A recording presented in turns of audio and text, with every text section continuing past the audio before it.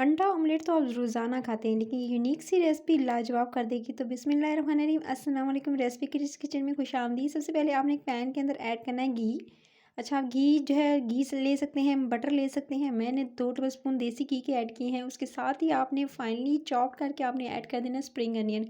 हरा वाला प्याज इसके अंदर ऐड कर देंगे और इसको अच्छे से आपने स्टर फ्राई करना है। जैसे हल्का सा ये भुनने लगेंगे प्याज, ज़्यादा देर तक इसको भूनना नहीं है, बस 1 से 2 मिनट इसको भूनिएगा। जैसे ही इसका हल्का सा स्लाइटली ये सॉफ्ट होंगे तो तभी आपने इसके अंदर ऐड कर देना है आलू। अच्छा, आलूओं को छोटा-छोटा कट कर लेंगे। इस तरह से आपने छोटे स्लाइसेस में ऐसे कट कर लेना है और तकरीबन मैंने 2 से 3 अदद जो हैं वो लिए थे दरमियाने साइज़ के आलू, और इस तरह से उनको अच्छे से वॉश करके उसके बाद अब उनको छोटा-छोटा कट कर लिया था और पानी में भिगो के रख दिया था नमक वाले, ताकि इसके अंदर भी थोड़ा-सा सॉल्ट जाए और टेस्ट अच्छा आए, फीके-फीके महसूस ना हो।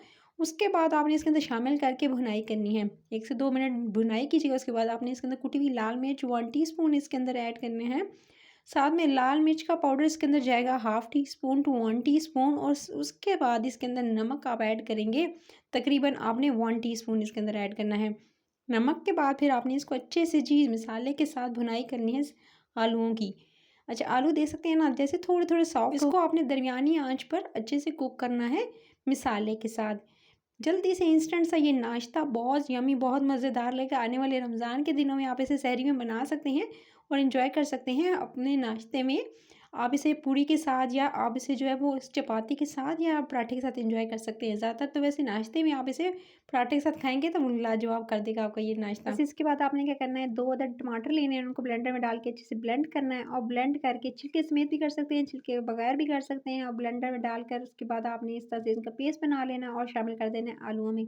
जब तक कि आलू जो है वो इसी टमाटर के पानी के साथ सॉफ्ट नहीं हो जाते, गल नहीं जाते, आपने 3 अदद जो है वो इस तरह से बारीक स्लाइसेस में शिमला मिर्च को काट लेना है। बारीक स्लाइसेस में क्यों काटे हैं मैंने, इसकी वजह ये है कि आपको इंस्टेंट आपने अगर बनाना हो ये वाली आपने रेसिपी नाश्ते की, तो इसके लिए आपको क्या चाहिए कि हर चीज़ इंस्टेंट हो, तो आपने बारीक-बारीक काटना है। इससे क्या होगा, जब आपका टाइम बच जाएगा और जल्दी से ये सॉफ्ट हो जाएँगी, गल जाएँगी, टाइम नहीं ज़्यादा लगेगा। इसलिए आपने जो है वो इसे इस तरह से बारीक स्ट्रिप्स में काट कर फिर साइड से जो आपने बीच वाला हिस्सा दरमियान वाला होता है, बस इसको आपने निकाल लेना है और इसके सीड्स वगैरह जो है वो निकाल लीजिएगा। बस स्ट्रिप्स को आप जो है वो इसके अंदर ऐड करेंगे, बहुत अच्छा टेस्ट आएगा। आपने वैसे तो नॉर्मली जो है वो लोग बनाते हैं आलू अंडे को, लेकिन साथ में अगर शिमला मिर्च ऐड कर देंगे तो इससे टेस्ट एकदम डिफरेंट हो जाएगा और ये रेसिपी बहुत ज़्यादा अच्छी बनती है। अगर आप इसी तरह शिमला मिर्च जो है वो ज़्यादा मिकदार में ऐड करना चाहते हैं, तो तब भी आप इसके अंदर जो है वो ज़्यादा ऐड कर सकते हैं अगर आपके पास टाइम है। सो आप जो है इस तरह से सहरी में, रमज़ानों में इसे बना सकते हैं। और इसके अलावा संडे वाले दिन जो कुछ नया करने को, कुछ नया पराठे के साथ बनाने का दिल कर रहा था नाश्ते में, तो ये ज़रूर ट्राई कीजिएगा। जब तक कि आप ये देख सकते हैं टमाटर का पानी ड्राई हो चुका था और आलू भी काफ़ी हद तक सॉफ्ट हो चुके थे। अब आपने इसके अंदर शिमला मिर्च जो कटी हुई अभी आपने काटी हैं, बस इसके अंदर शामिल कर देनी है और इसके साथ 1 से 2 मिनट आपने शिमला मिर्च की अच्छे से भुनाई करनी है। जब शिमला मिर्च अच्छे सॉफ्ट हो जाएंगी, तभी आप इसके अंदर 4 अदद अंडे लेकर आपने इसके अंदर शामिल कर देने हैं। अच्छा, अंडे जो हैं फिर आप इसके अंदर शामिल करने के साथ ही लो टू मीडियम फ्लेम पर आपने अंडों की भुनाई करनी है। अच्छा, अंडे को इतना भूनेंगे जब तक कि आप देख सकते हैं कि बिल्कुल अच्छे से अंडा पक नहीं जाता और इसकी सफ़ेदी जर्दी गायब हो जाएगी बिल्कुल, और एकदम जो है वो बिल्कुल सॉलिड सी फॉर्म में ये आ जाएगा, जो अभी आपको लिक्विड नज़र आ रहा है। और इसके साथ जो सब्जियों में थोड़ा कच्चापन रह गया था ना, वो भी सॉफ्ट हो जाएगा। बस इसकी अच्छे से भुनाई करनी है, इतनी भुनाई करनी है कि जो आपने ऑयल, घी या आपने बटर ऐड किया होगा ना, वो साइडों पे आपको नज़र आने लगेगा।